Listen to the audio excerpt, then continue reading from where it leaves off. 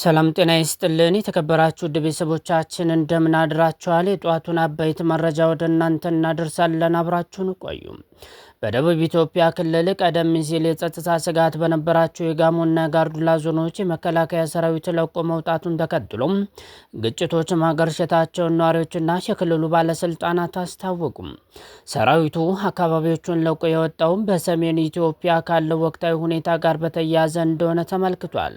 በጋሞ ዞን አርባ ምንጭ ዙሪያ ወረዳ በሚገኙ የዜሴ ብሔረሰብ ቀበሌዎች እሁድ ዕለት የካቲት 8 ቀን 2018 ዓ.ም የተኩስ ድምጽ የተሰማ ሲሆን ከአርባ ምንጭ ጊዶሌ የሚወስደው አውራ ጎዳና ለጥቂት ሰዓት ተዘግቶ ነበር ብለዋል።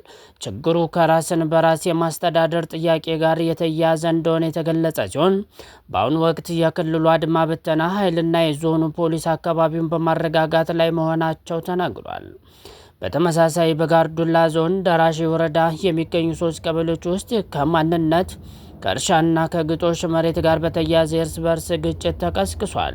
በጋርዱላ ዞንና በአዋሳኝ አካባቢዎች በተከሰቱ አለመረጋጋት የመዋቅር ጥያቄ የሚያነሱ አካላት የመንግስት ደጋፊ ናቸው ያሏቸውን ነዋሪዎች ቤትና ንብረት ማቃጠላቸውን ተገልጿል። የክልሉ ሰላምና ጸጥታ ቢሮ ኃላፊ ለኢትዮጵያ ኢንሳይደር ድረገጽ እንደገለጹት ምንም እንኳ በንብረት ላይ ጉዳት ቢደርስም እስከ ሰኞ ረፋት ድረስ በሰው ሕይወት ላይ የደረሰ ጉዳት የለም ብለዋል። በአሁኑ ወቅት በአካባቢዎች አንጻራዊ መረጋጋት የሰፈነ ሲሆን ለተሽከርካሪዎች ተዘግተው የነበሩ አውራ ጎዳናዎች ክፍት መሆናቸውን ኃላፊው አረጋግጠዋል። ዘገባውን እያገኘነው ከዛ ሀበሻ ነው።